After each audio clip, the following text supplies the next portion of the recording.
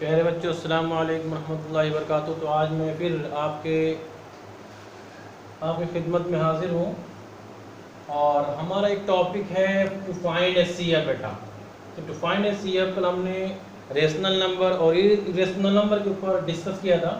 तो आज हम बता रहे हैं कि एचसीएफ किस तरह से आपको फाइंड करना है और वो किस मेथड से करना है। तो एचसीएफ के बहुत सारे मेथड होते हैं फाइंड आउट करने के, लेकिन हमारा पहला मेथड जो हमारा है वो इक्लिप्स डिवीजन लेमा।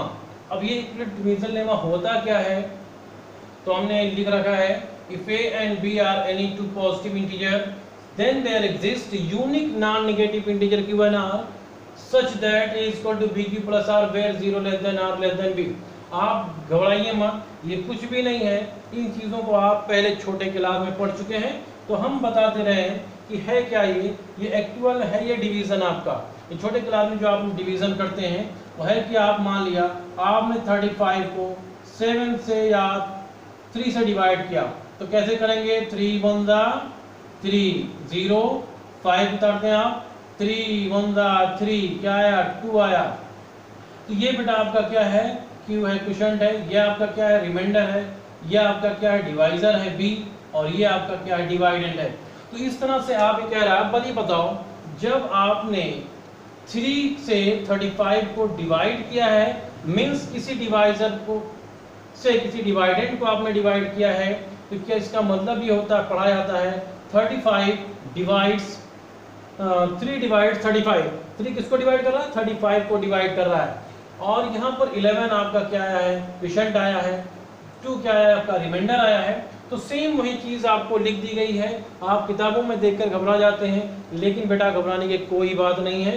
अब आपके अब्दुल रहीम सर आ गए हैं, कोई बात नहीं है, हम सब कुछ बताएंगे। A equal to B Q plus are, तो आपका ये जो कंडीशन है 0 less than equal to R less than B, ये कंडीशन है क्या? आपने डिवीजन करके देखा होगा, रिमाइंडर कभी भी 0 से बड़ा आता है, 0 के बराबर आता है, लेकिन 0 से छोटा कभी नहीं आता। रिमाइंडर क्या होता है? हमेशा 0 से बड़ा आता है, और हमेशा डिवाइजर जो होता है वो रिमाइंडर से बेटा बड़ा होता है, छोटा नहीं होता है। ठीक है, तो ये कंडीशन यही कह रही है। तो आप यहाँ पे देख लीजिए कि आपका डिवाइजर 3 है, रिमाइंडर आपका 2 है, तो यहीं पे रिमाइंडर आपका डिवाइजर से क्या हो गया? छोटा हो गया।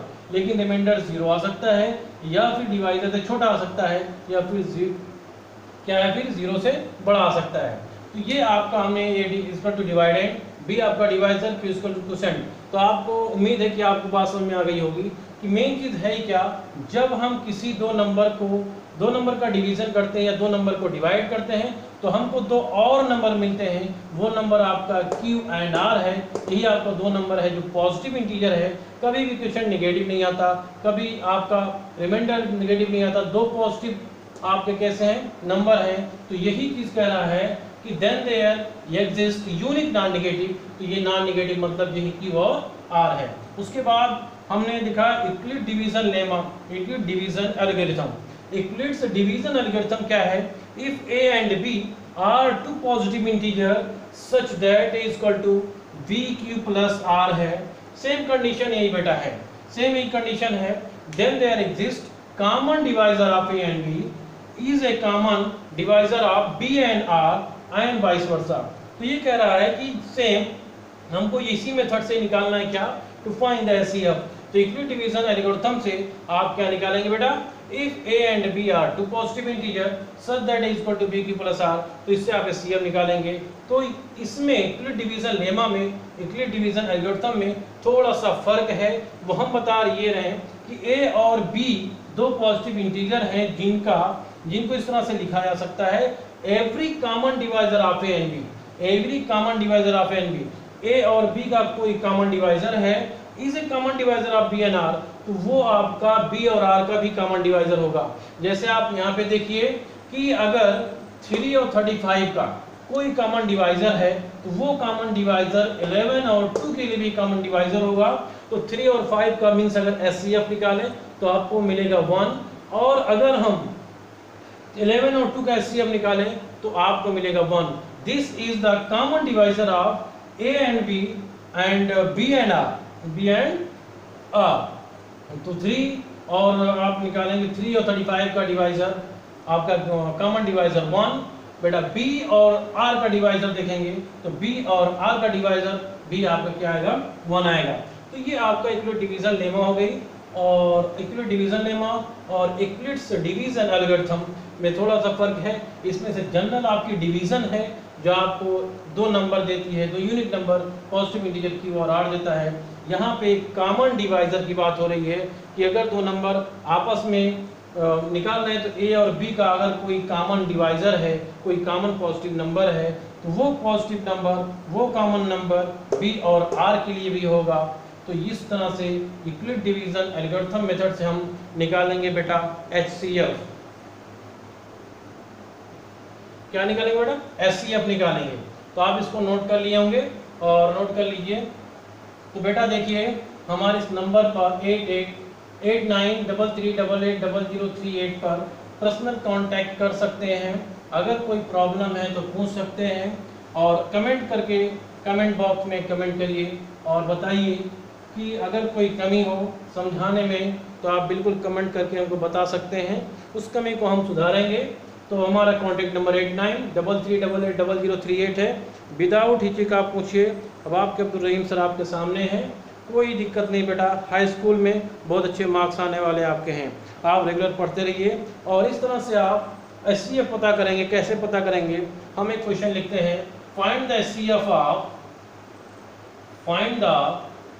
HCF ऑफ किसका HCF 81 एंड 237 बेटा। 2 नंबर का HCF आपको फाइंड आउट करना है। तो 2 नंबर का HCF 81 और 237 है। तो इसमें देखिए CF पता करने के लिए इक्विलेट डिवीजन लेमा से बिल्कुल आसान है। 237 बड़ा नंबर है, 81 छोटा नंबर है। तो कैसे हैं, तो बाय इक्विलेट डिवीजन लेमा से क्या करेंगे हम, तो अब देखें आप, तो आपका 237 को 81 से डिवाइड करेंगे। 237 को 81 से डिवाइड करेंगे तो कितनी बार जाएगा, देख लीजिए आप कितनी बार जा रहा है, 2 बार। तो 2 बार, 2 1 दा 2, 2 8 दा 16, माइनस किया 7 में से 2 निकाला 5 और ये आपका 3 है, 13 में से 6 निकाला आपका 7, 75 आ गया। तो आपका इक्विलेट डिवीजन एल्गोरिथम क्या होता है, इक्विलेट्स डिवीजन एल्गोरिथम क्या होता है बेटा, A = BQ + R। तो ये बेटा आपका हो गया B, ये आपका हो गया A आपका हो गया Q और ये है आपका 75 R। तो अब बताइए इसे कंपेयर करा दीजिए, क्या हो जाएगा, 237 = 81 मल्टीप्लाइड बाई 2 प्लस 75। अगर इस कंडीशन में रिमाइंडर 0 नहीं आएगा तो ये आपका स्टेज फर्स्ट है, फर्स्ट स्टेज है। अब तब तक हम ये प्रोसेस करते रहेंगे जब तक कि हमको रिमाइंडर 0 नहीं मिल जाता। अब यहाँ पे क्या करेंगे, 75 as a dividend, 81 as a dividend और 75 एज ए डिवाइजर। तो क्या करेंगे आप, तो 81 एज ए डिवाइडेंड, तो बेटा आप सेकेंड स्टेप के लिए 81 को 75 से डिवाइड करेंगे। 75 1 दा 75, 11 में से 5 निकाला 6, तो 6 आ गया और ये आपका 7 में से 7 0 आ जाएगा। अब यहाँ पे देखिए फिर कंपेयर कराइए आप, तो ये आपका जो स्टेज सेकंड होगा बेटा, second stage by Euclid's division algorithm लिख लेंगे आप। तो आप लिखेंगे 81 as a dividend, 75 as a divisor, now using Euclid division algorithm stage second. तो 81 = 75 × 1 + 6, here 6 is remainder, 75 is divisor। तो अब यहाँ पे क्या है, फिर भी हमारा रिमाइंडर 0 नहीं आया। फिर नेक्स्ट स्टेप में जाएंगे, स्टेज 3 में हम पहुंचेंगे। जब स्टेज 3 में जाएंगे बेटा तो हम क्या करेंगे, 75 आपका डिवाइडेंड हो जाएगा और 6 आपका डिवाइजर बन जाएगा।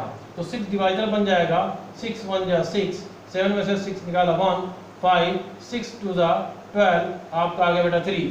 तो ये आपको मिल गया 3, तो 3 मिला, अब 3 रिमाइंडर है। तो अब क्या करेंगे, अब ये आपको हो जाएगा 75 = 6 × 12 + 3। बेटा अभी भी रिमाइंडर 0 नहीं आ रहा है, ये स्टेज आपका 3 हो गया। अब बेटा आपका स्टेज आपका आ रहा है 4। 4 क्या करेंगे, फिर आप इसको डिवाइड करेंगे, क्या करेंगे, फिर आपको डिवाइड कर लीजिए किसको, 6 को 3 से डिवाइड कर लेंगे, 3 2 जा 6, कैंसिल आउट। अब देखो रिमाइंडर 0 आ गया, कैसे, अब यहाँ पे 6 is equal to 3 into 2 plus 0। तो बेटा जिस स्टेप में रिमाइंडर 0 मिलेगा उसका डिवाइजर ही दिए गए नंबर का आपका एचसीएफ होगा, मीन्स आपका एचसीएफ, तो एचसीएफ ऑफ 81 एंड 237 कितना हो जाएगा, इज इक्वल टू 3। यही आपका बेटा आंसर हो जाएगा। पहले Euclid's division algorithm a equal to b की प्लस आर है, 81 27 का 237 का निकालना है, बड़े नंबर को छोटे नंबर से डिवाइड करना है, डिवाइड करने के बाद आपका क्वेश्चन आएगा, जैसे आप सिंपल डिवीजन छोटे क्लास में करते हैं वैसे करना है, फिर इसी पे आपको रख देना है। हमने लिख दिया b equal to 81, a equal to 237, q equal to 2, 75 equal to r, तो अब उनके प्लेस पे हमने रख दिया, रिमाइंडर 0 नहीं आ रहा है। फिर नेक्स्ट स्टेप यहाँ पर, अब इस 75 को आप मानेंगे क्या, इस 75 को आप मानेंगे डिवाइजर, 81 को मानेंगे डिवाइडेंड, फिर उसके बाद प्रोसेस करेंगे, फिर आपका रिमाइंडर 6 आ रहा है, फिर 81 इक्वल टू 75 इंटू 1 प्लस 6, अब फिर रिमाइंडर आपका 6 आ रहा है, डिवाइडेंड 75 आ रहा है, 75 एज ए 75 डिवाइजर है तो 75 एज ए डिवाइडेंड और 6 एज ए डिवाइजर, तो फिर डिवाइड किया आपने 6 12 तो 6 इंटू 12 प्लस 3, फिर आप करेंगे स्टेप 4 में तो 6 है, और इस स्टेप में 3 2 6 है, 3 इंटू 2 है, इसमें 3 डिवाइजर आया है, इसलिए इसका एचसीएफ आपका बेटा हो जाएगा 3। तो नोट कर लीजिए इसको। चलिए अब आगे चलते हैं बेटा, हमारे चैनल को ज़्यादा से ज़्यादा बेटा सब्सक्राइब करिए, ज़्यादा से ज़्यादा शेयर करिए और लाइक करिए, इससे हमारी हौसला अफजाई होती रहे। अब हम 3 नंबर का बताते हैं कि किस तरह से आप एचसीएफ निकालोगे। 3 नंबर का एचसीएफ, मान लिया हमने एग्जांपल दिया आपका, 3 नंबर का एचसीएफ जो होगा वो आपका मान लिया 72 है, 32 है और 24 है। इस 3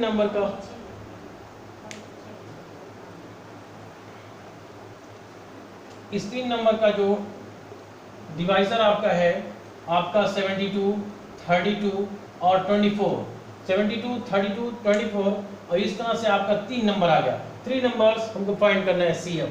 हम और भी टेक्निक बताएंगे जो आपने सुना भी नहीं होगा, डिफरेंस मेथड से कैसे आप एचसीएफ निकालोगे, देखते ही आप बता देंगे आंसर क्या होगा, लेकिन यहाँ पे आपको हाई स्कूल लेवल पढ़ना है, एक्सप्लेन करके आंसर देना है, डायरेक्ट आंसर नहीं बताना है। तो कंपटीशन की भी तैयारी करवाएंगे, अगर आप लोग सपोर्ट करेंगे, लाइक करेंगे, शेयर करेंगे और हमारे चैनल को सब्सक्राइब करेंगे।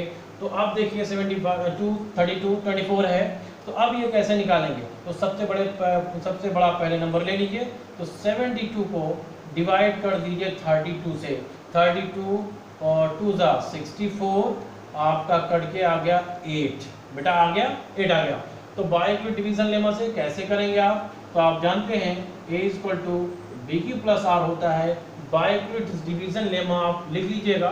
तो उसके बाद अब यहाँ पे रख दीजिए 72 is equal to 32 into 2 plus 8, 8 is the remainder है। तो अब क्या नेक्स्ट स्टेप में क्या बनेगा, डिवाइजर बनेगा, 32 डिवाइडेंड बनेगा। तो हम यहाँ पे 32 इक्वल टू क्या लिखेंगे, 32 को 8 से डिवाइड करेंगे, 8 4 जा 32, बेटा कैंसिल आउट हो गया, तो ये क्या हो जाएगा 8 इंटू 4 प्लस 0 मिल गया। इसका मतलब HCF of 72 32 is equal to मिल गया 8 मिल गया। अब इस 8 को डिवाइजर मानेंगे और बचे हुए नंबर को हम मानेंगे क्या, डिवाइडेंड। तो ये हो जाएगा 24, 8 3 जा 24, पहले स्टेप में कट गया, तो स्टेप 4 जब लिखेंगे ये आपको हो जाएगा स्टेप फर्स्ट, स्टेप सेकेंड और स्टेप थर्ड जब लिखेंगे आप, तो स्टेप थर्ड में क्या लिखेंगे, आपका 24 is equal to 8 into 3 plus 0 यहीं पर आ गया। तो इस तरह से आप लिख दिया HCF of 72 32 24 is equal to 8। तो इस तरह बेटा आप 3 नंबर का HCF निकाल सकते हैं, 72 32 24 दिया हुआ है, तो आप इस तरह से निकाल सकते हो, पहले बड़ा नंबर फिर उससे छोटा नंबर, सबसे छोटा लास्ट में लेंगे, तो बड़ा सबसे पहले डिवाइडेंड मानेंगे, उससे छोटे वाले को डिवाइजर मानेंगे, और सेम प्रोसेस करेंगे जैसे इक्विवेलेंट डिवीजन एल्गोरिथम में आप HCF फाइंड आउट करते हो, उस तरह से जब उसका HCF आ जाएगा, उसके HCF से लास्ट वाले नंबर को डिवाइडेंड मानेंगे और दो नंबर का जो पहले आप निकाल चुके हैं HCF, उसके HCF को डिवाइजर मानेंगे, फिर by Euclid division algorithm method लगाएंगे, जो आंसर आ जाएगा बेटा वही आपका HCF होगा। तो इस तरह हमने दिखा दिया HCF आप 72, 32 और 24 8 होता है। तो ये आपको बात समझ में आ गई होगी। तो ये बात समझ में आ गई होगी। तो अब देखिए बेटा, हम कुछ और बताते चलें कि अब जो है HCF किसी भी केस में अगर ये हो रहा हो कि HCF फाइंड आउट करिए remainder in each case, remaining remainder in each case 5 है, R है, कुछ बच रहा है, तो to find the HCF, to find the HCF of A, B and C if leaving remainder are in each case, अगर हर case में reminder R बच रहा है तो उसका HCF क्या होगा। मीन्स अगर जो HCF निकालना है, मतलब ये है कि जो नंबर आपका आंसर आएगा उसको उससे A को, B को, C को अलग अलग डिवाइड करिए, लेकिन रिमाइंडर R आना चाहिए। मीन्स कोई नंबर आएगा आपको क्वेश्चन में दिया जाएगा, तो इसका आंसर क्या होगा, the largest number is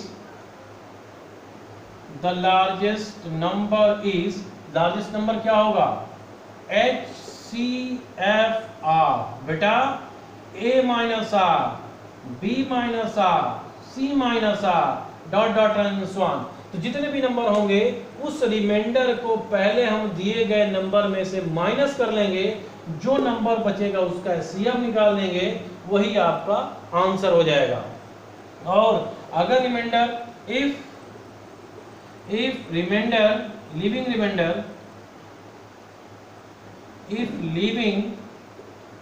reminder R1, R2, R3 dot dot respectively